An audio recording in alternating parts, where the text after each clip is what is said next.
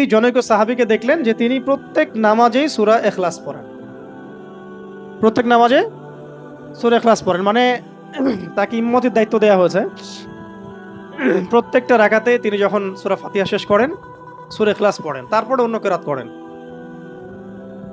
এটা কি ইউনিক না? কখনো দেখেছেন এমন কোন ইমামকে? তো উনি এটা পড়েন। তো এই বিষয়টা তাকে বলা হলো যে আপনি এটা কেন করেন, আপনি এটা বন্ধ করেন, মাঝে মাঝে পড়েন, পরামর্শ দেওয়া হচ্ছে। তিনি বলছেন না, আমি বন্ধ করব না। তো এমন অবস্থা হয়েছে যে কেসটা রাসূল সাল্লাল্লাহু আলাইহি ওয়াসাল্লামের দরবার পর্যন্ত পৌঁছেছে। ইয়া রাসূলুল্লাহ, আপনার যে ইমাম আপনি দিয়েছেন সেই ইমাম তো এরকম করে, প্রত্যেক রাকাতেই সূরা ইখলাস পড়ে। এখন নবী সাল্লাল্লাহু আলাইহি ওয়াসাল্লাম এর কাছে যখন এই বিষয়টা আসলো, তখন তিনি জিজ্ঞাসা করলেন যে সূরা ইখলাস তুমি প্রত্যেক রাকাতে কেন পড়ো? তিনি বললেন যে আমি এই সূরাটাকে ইয়া রাসূলুল্লাহ ভালোবাসি, আমি এই সূরাটাকে ভালোবাসি।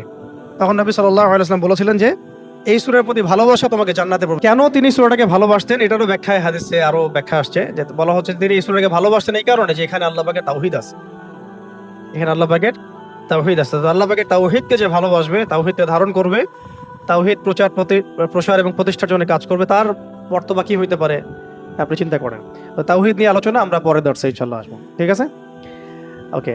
আরেকটা বর্ণনা আসছে যে নবী সাল্লাল্লাহু আলাইহি ওয়াসাল্লাম একবার সব সাহাবীদেরকে, আশেপাশে যারা ছিলেন ওই সময়, সবাইকে জড়ো করলেন। তো তারা মনে করলেন যে খুব গুরুত্বপূর্ণ একটা হয়তো বড় কোনো নির্দেশনা আসবে। তো নবী সাল্লাল্লাহু আলাইহি ওয়াসাল্লাম সবাইকে জড়ো করে বললেন যে আমি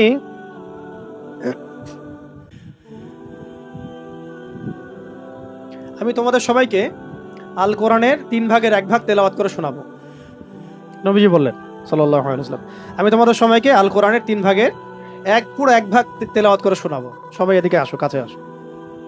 সবাই জড়ো হলেন। তো নবী সাল্লাল্লাহু আলাইহি ওয়াসাল্লাম পড়লেন যে বিসমিল্লাহির রহমানির রহিম, কুল হুয়াল্লাহু আহাদ, আল্লাহুস সামাদ, লাম ইয়ালিদ ওয়া লাম ইউলাদ ওয়া লাম ইয়াকুল লাহু কুফুয়ান আহাদ। তো এটা বলে তিনি কিন্তু ভিতরে চলে গেছেন বাসায়, সাহাবীরা দাঁড়াই আছে যে সম্ভবত কোনো জরুরত হয়েছে আমাদের নবীজির, হয়তো আবার আসবেন, এসে আবার বলবেন। এসে তিনি বলছেন এটা হচ্ছে কোরআনের 3 ভাগের 1 ভাগ, এটা হচ্ছে কোরআনের 3 ভাগের 1 ভাগ। সুবহানাল্লাহ, সুবহানাল্লাহ। 3 ভাগের 1 ভাগের তো একটা ব্যাখ্যা আমি বললাম। এছাড়া এমনও যে 3 ভাগের 1 ভাগের তাওহীদের পুরো ফজিলত, তেলাওয়াতের নেকি আল্লাহ পাক দিয়ে দিতে পারেন ইনশাআল্লাহ। এখান থেকে অনেক স্কলার ব্যাখ্যা করেছেন যে 3 বার পড়লে 1 খতমের নেকি হবে। তবে এইভাবে সরাসরি হাদিসে আসে নাই। আচ্ছা, আরেকদিন 3 নম্বর হাদিস, নবী সাল্লাল্লাহু আলাইহি ওয়াসাল্লাম বললেন, এটা হাদিসটা আসছে আবু সাঈদ খুদরি রাদিয়াল্লাহু আনহু থেকে। তিনি বললেন যে তোমরা কি প্রত্যেক রাতে, রাতের বেলা এটা পড়তে বলা হচ্ছে, তোমরা কি প্রত্যেক রাতে কোরআনের 1/3 তেলাওয়াত করতে পারো না? তোমরা কি প্রত্যেক রাতে আল কোরআনের 1/3 তেলাওয়াত করতে পারো না? তো সাহাবীরা বললেন, ইয়া রাসূলুল্লাহ, বিষয়টা তো অনেক কঠিন মনে হচ্ছে। তখন নবী সাল্লাল্লাহু আলাইহি ওয়াসাল্লাম বললেন, না, এটা সহজ, আমলটা সহজ, কারণ সূরা ইখলাসই হচ্ছে কোরআনের 1/3। সূরা ইখলাস হচ্ছে আল কোরআনের 1/3। এইরকম সাহাবীগণ অন্য বর্ণনায় বলেছেন যে ইয়া রাসূলুল্লাহ, আমরা তো দুর্বল, আমরা প্রতি রাতে 1/3 কেমন করে তেলাওয়াত করব? তো নবীজি বললেন যে বলো, কুল হুয়াল্লাহু আহাদ, আল্লাহুস সামাদ, লাম ইয়ালিদ ওয়া লাম ইউলাদ ওয়া লাম ইয়াকুল লাহু কুফুয়ান আহাদ। ভাগ করেছেন, একটু আগে আমি বললাম আল্লাহ তাআলা পুরো কোরআনকে 3 ভাগে ভাগ করেছেন। এর মধ্যে সূরা ইখলাসটাই 3 ভাগের 1 ভাগ।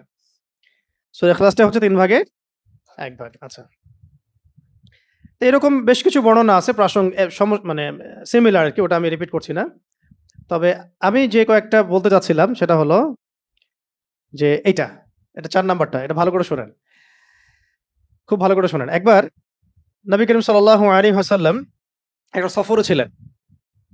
সফরে ছিলেন এবং সফরে তো অনেক ঘটনাই ঘটে। এক পর্যায়ে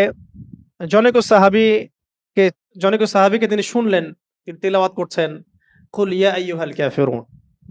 কোন সূরা? সূরা কাফিরুন তেলাওয়াত করছেন, কুল ইয়া আইয়ুহাল কাফিরুন। তিনি শুনলেন এক সাহাবী তেলাওয়াত করছেন। এটা শোনার পরে তিনি বললেন যে সে শিরক থেকে পবিত্র হয়ে গেছে, এইজন্য একটা বর্ণনা আসছে রাতের বেলা সূরা কাফিরুন পড়লে আল্লাহ পাক তাকে শিরক থেকে হেফাজত করবেন ইনশাআল্লাহ। আর আরেকজনকে তিনি পড়তে শুনলেন কুল হুয়াল্লাহু আহাদ। একজন পড়ছিল সূরা কাফিরুন, আরেকজন সাহাবী পড়ছিলেন সূরা ইখলাস, তখন নবীজি বললেন তাকে মাফ করে দেয়া হয়েছে, তাকে মাফ করে দেয়া হয়েছে। সুবহানাল্লাহ, সুবহানাল্লাহ। আরেকটু আগে যে বর্ণনা বলেছি ওইটা এখানেও আছে, যে ইমাম মালিক, ইমাম আনাস রাদিয়াল্লাহু আনহু থেকে একটা বর্ণনা আসছে যে আনসারী একজন সাহাবী ছিলেন, মসজিদে কুবা ইমামতি করতেন। যখনই তাকে ইমামতি করতে দেওয়া হতো তিনি সূরা ফাতিহার সাথে অন্য সূরা মিলিয়ে সূরা ইখলাস পড়তেন। তো এই বিষয়টা রাসূল সাল্লাল্লাহু আলাইহি ওয়াসাল্লামের কাছে যায় এবং তিনি বলেন যে তুমি এই কাজটা কেন করো? আবশ্যিকভাবে এটা করার কারণ কি? তিনি বলেছিলেন যে উহিব্বুহা ইয়া রাসূলুল্লাহ, আমি এই সূরাটাকে আমি ভালোবাসি। তখন নবী সাল্লাল্লাহু আলাইহি ওয়াসাল্লাম বলেছিলেন যে এই সূরার প্রতি ভালোবাসা, আ যে হুব্বুকা ইয়াহা আদখালাকাল জান্নাহ, এই সূরার প্রতি যে ভালোবাসাটা, এই ভালোবাসাই তোমাকে জান্নাতে প্রবেশ করাবে ইনশাআল্লাহ। এটা একটা বর্ণনা আসছে। এরকম আরো সিমিলার বর্ণনা আছে। আ আরেকদিন আবু হুরায়রা রাদিয়াল্লাহু আনহু তিনি বলছেন যে আমি রাসূল সাল্লাল্লাহু আলাইহি ওয়াসাল্লামের কাছে বসেছিলাম। এমন সময় এক ব্যক্তি সূরা ইখলাস তেলাওয়াত করা শুরু করল। তখন নবী সাল্লাল্লাহু আলাইহি ওয়াসাল্লাম বললেন যে ওয়াজাবাত। কি বললেন? ওয়াজাবাত, ওয়াজিব হয়ে গেছে। ওয়াজাবাত মানে ওয়াজিব হয়ে গেছে। ওয়াজাবাত মানে ওয়াজিব হয়ে গেছে। আমি জিজ্ঞাসা করলাম, ইয়া রাসূলুল্লাহ, ইয়া রাসূলুল্লাহ, কি ওয়াজিব হয়ে গেছে? কি ওয়াজিব হয়ে গেল? তিনি বললেন যে আল জান্নাহ, জান্নাত ওয়াজিব হয়ে গেছে। এই ব্যক্তির উপর জান্নাত ওয়াজিব হয়ে গেছে। আরেকজন সাহাবী এসেছিলেন নবী সাল্লাল্লাহু আলাইহি ওয়াসাল্লামের কাছে এসে বলেছিলেন যে আমার এক ভাই আছে, মানে মুমিন ভাই, আমার এক ভাই আছে, উনিও সাহাবী। তো তিনি সূরা ইখলাসকে খুব ভালোবাসে। তো নবীজি বললেন তাকে জানিয়ে দাও, তোমার ভাইকে জানিয়ে দাও যে এই সূরার প্রতি ভালোবাসার কারণে তাকে জান্নাতের সুসংবাদ দান করো। তাকে জানায় দাও যে এই সূরার প্রতি ভালোবাসার কারণে তাকে জান্নাতের সুসংবাদ দেয়া হচ্ছে। আচ্ছা, আরেকটা, এই দুটো শেষ ইনশাআল্লাহ। এইরকম আরো বর্ণনা আছে সিমিলার, যেমন একটাতে আসছে, এটাও বুখারী মুসলিমের বর্ণনা, যে সাহাবায়ে কেরাম একদিন এক সাহাবীকে জিজ্ঞাসা করলেন যে এই সূরাটাকে আপনি এতবার কেন পড়েন? তিনি বলেছিলেন যে এই সূরার মধ্যে আর রহমানের সিফাত এবং গুণাবলী আছে। এই সূরার মধ্যে আর রহমানের মানে আল্লাহ পাকের সিফাত এবং গুণাবলী আছে, তাই আমি এটাকে পড়তে ভালোবাসি। তখন নবীজি বললেন তাকে জানিয়ে দাও যে আল্লাহও তাকে ভালোবাসে। মানে একেক জায়গায় একেকভাবে শব্দ এক্সট্রা আসছে আরকি। কোন জায়গায় বলা হচ্ছে তার জন্য জান্নাত ওয়াজিব হয়ে গেছে। কোন বর্ণনায় আসছে যে তাকে জানায় দাও যে আল্লাহ তাকে ভালোবাসেন। কোন বর্ণনায় আসছে তাকে জানায় দাও যে তাকে জান্নাতের সুসংবাদ দান করো। এরকম করে বিভিন্ন বর্ণনায় আসছে আরকি। এবার আমাদের জন্যে খুব আগ্রহের একটা হাদিস। এটা শোনেন। আ মুয়াজ ইবনে আনাস জুহানী রাদিয়াল্লাহু তাআলা আনহু বলেন যে রাসূলুল্লাহ সাল্লাল্লাহু আলাইহি ওয়াসাল্লাম একদিন বললেন, ভালো করে শুনেন। রাসূলুল্লাহ সাল্লাল্লাহু আলাইহি ওয়াসাল্লাম একদিন বললেন, যে ব্যক্তি কুল হুয়াল্লাহু আহাদ এই সূরাটাকে ১০ বার পড়বে, যে ব্যক্তি এই সূরাটাকে ১০ বার পড়বে, আল্লাহ তাআলা তার জন্য জান্নাতে একটা প্রাসাদ নির্মাণ করবেন। তো এই কথাটা শুনে ওমর রাদিয়াল্লাহু আনহু বললেন, ওমর ইবনুল খাত্তাব তিনি বললেন যে তাহলে তো আমরা অনেক প্রাসাদের অধিকারী হয়ে যাব ইয়া রাসূলুল্লাহ। তার উদ্দেশ্য ছিল এটা, যদি আমি ২০ বার পড়ি ইয়া রাসূলুল্লাহ, তাহলে নবীজি বললেন তাহলে ২টা প্রাসাদ। যদি ৩০ বার পড়ি তা ৩টা প্রাসাদ। তো ইয়া রাসূলুল্লাহ তাহলে তো আমরা অনেক প্রাসাদের অধিকারী হয়ে যাব। তখন নবীজি বললেন যে আল্লাহ তাআলার দান এর চেয়েও বেশি প্রশস্ত। মানে আপনি ১০০ পড়লে ১০ টা ঘর পাবেন। মানে আমরা ১০০ পড়লে ১০ টা ঘর পাবো। ২০০ পড়লে ২০ টা। এইভাবেই আল্লাহ পাকের দান আরো প্রশস্ত। আর যে হাদিসটার কথা আমি বললাম, যেটা আমি আজকে আপনাদের জন্য এটা রেডি করতে গিয়ে জেনেছি আরকি। এটা আমার আগে জানা ছিল না। এটা জানার পরে আসলে আমাদের মনে হচ্ছে কেন এই আমলগুলো করি না? এত সময় দেখা যায় যে অনেক সময় অনলাইনে বসে থাকছি, তাই না? অনেক সময় এমনিই বসে আছি জিকির ছাড়া।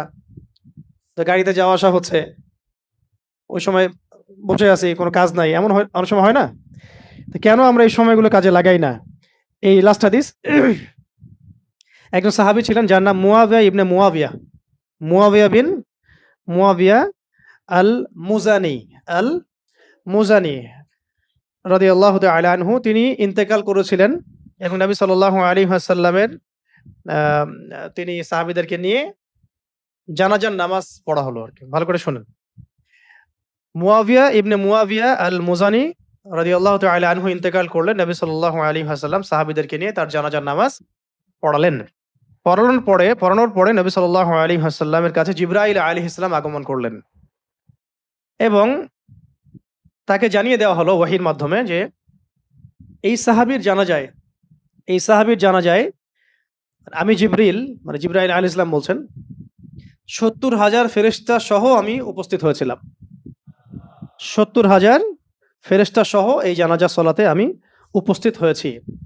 তো নামাজ শেষে নবী সাল্লাল্লাহু আলাইহি ওয়াসাল্লাম জিজ্ঞাসা করলেন যে ইয়া জিবরিল, হে জিবরিল, ইয়া জিবরিল, হে জিবরিল, বিমা বালাগা মুআবিয়া ইবনে মুআবিয়া হাযিহিল মানজিলা। এই সাহাবীর মুআবিয়া ইবনে মুআবিয়া রাদিয়াল্লাহু তাআলা আনহুর কোন কারণে এই মঞ্জিলে তাকে পৌঁছে দেওয়া হলো? কোন কারণে তাকে এই মঞ্জিলে পৌঁছে দেওয়া হলো, মানে এত উঁচু মাকাম দেওয়া হলো? তখন তিনি বলছিলেন যে ইয়া রাসূলুল্লাহ সাল্লাল্লাহু আলাইহি ওয়াসাল্লাম, এই মর্যাদা লাভের কারণ হচ্ছে যে সে দাঁড়িয়ে, বসে, হেঁটে, সাওয়ারিতে অবস্থায় সবসময় সূরা ইখলাস তেলাওয়াত করত। এই মর্যাদার কারণ হচ্ছে সে দাঁড়িয়ে, বসে, হেঁটে হেঁটে, সাওয়ারিতে, মানে সার্বক্ষণিক তার আমলে ছিল, খুসুসি আমল ছিল সূরা ইখলাসের বেশি বেশি তেলাওয়াত। সুবহানাল্লাহ। এটা মুসনাদ আহমদে আসছে এই হাদিসটা, আরো কিছু হাদিসের মধ্যে আসছে এই হাদিসটা। তো আল্লাহ পাক আমাদের সবাইকে এই সূরার প্রতি বেশি বেশি আমল করার তৌফিক দান করেন। অনেকগুলো ফজিলত পেলাম, তাহলে ফজিলতগুলোর মধ্যে এগুলো সব অথেন্টিক, এগুলো নিয়ে কোনো ইনশাআল্লাহ সন্দেহের কিছু নাই। অন্য কিছু কিছু বইয়ের মধ্যে দেখা যায় যে ৪০০ পড়লে, ১০০০ পড়লে কিছু কিছু আমল দেয়া আছে, এগুলো সনদগুলো সহি না এবং এগুলো দুর্বলতা আছে, তো ওইগুলো আমরা এখানে আলোচনা আনলাম না।